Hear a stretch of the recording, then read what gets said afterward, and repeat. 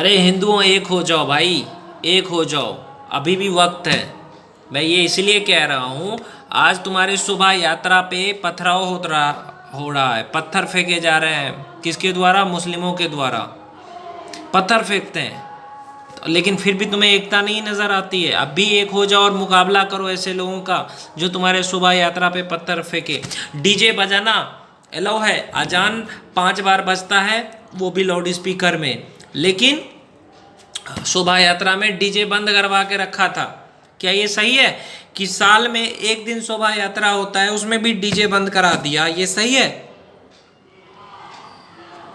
हमारे धर्म के साथ ये भेदभाव नहीं हो रहा है।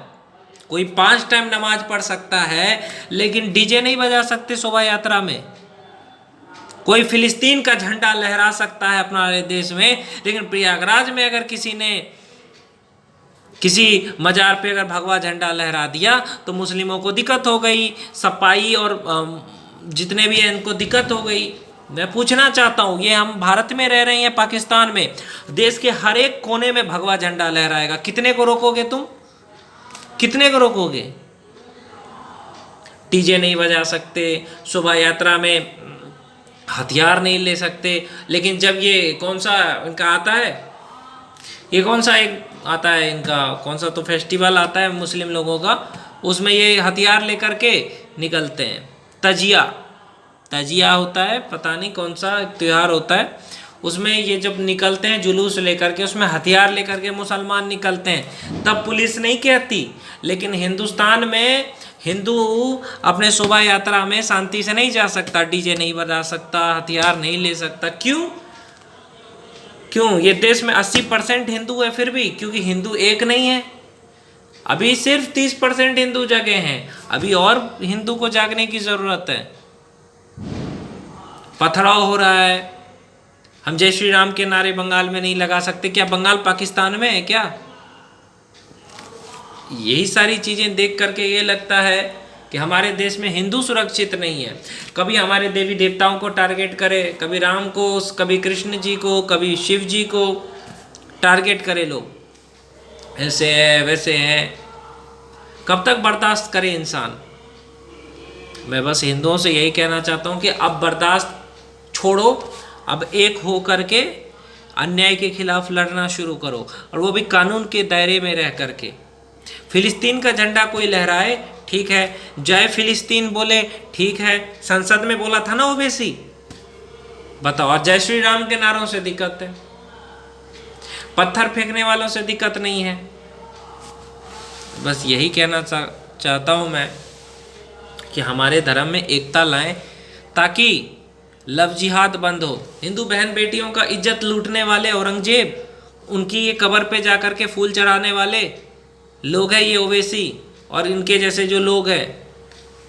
क्यों क्यों कब्र पे फूल चढ़ाते हो? तो औरंगजेब तो मुगल था, मतलब मुगल तुम्हारे बाप थे। ये देशभक्त हो ही नहीं सकते भाई, ये टोपी वाले बुरखे वाले देशभक्त नहीं हो सकते। इस देश में बुरखा बैन क्यों नहीं है? पूरे दुनिया में बुरखा बैन है। चाइना में पहनो बुरखा। चाइना अगर इस्लाम पे, मुसलमान पे जुल्म कर रहा है तो वहाँ पे तुम चुप हो। ना पाकिस्तान का कोई बोल रहा है, ना कोई हिंदुस्तान का मुसलमान बोल रहा है कि चाइना में क्या हो रहा है। इजराइल वाले पीट रहे हैं वो नहीं, लेकिन हिंदुस्तान में इनको सिर्फ दिक्कत है। तो दुनिया के किसी भी कोने में देखो मुसलमानों की क्या हालत है। सीरिया में कौन से हिंदू थे? पाकिस्तान में जो मस्जिद पे बम ब्लास्ट हुआ वहाँ पे हिंदू गए थे करने। तो बस यही चीज़ है यार, जनसंख्या बढ़ाओ, पत्थरबाजी करो, हिंदुओं को काफिर बोलो, जिहाद फैलाओ, और हिंदुओं की बहन बेटी को लव जिहाद में फंसाओ, गौ हत्या करो। इसके अलावा इनको और कुछ आता ही नहीं है। शिक्षा पे ध्यान नहीं देते। मदरसा में इनको ज्ञान दिया जाता है। मदरसा में क्या पढ़ाया जाता है कि हिंदुओं को काफिर समझो, मारो हिंदुओं को रमजान के पवित्र महीने में, कुरान में लिखा हुआ है। और फिर बात करते हैं भाईचारा के। जहां भी मुसलमान हैं वहां पे शांति नहीं हो सकती है, ये याद रखना।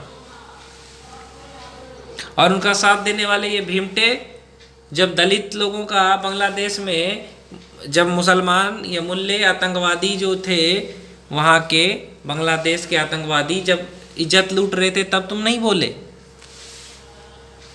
और यहाँ पे मुसलमान लोगों का भाईचारा निभाते हैं ये भीमटे। अब हिंदुओं को एक होने की ज़रूरत है ऐसे लोगों के लिए, ताकि इनको सबक सिखा सके। वक्फ बोर्ड जो है उसमें इन्होंने हमारी ज़मीन हड़प ली थी, उसको मोदी जी ने छुड़वाया, इसलिए मिर्ची लगी आंदोलन कर रहे हैं।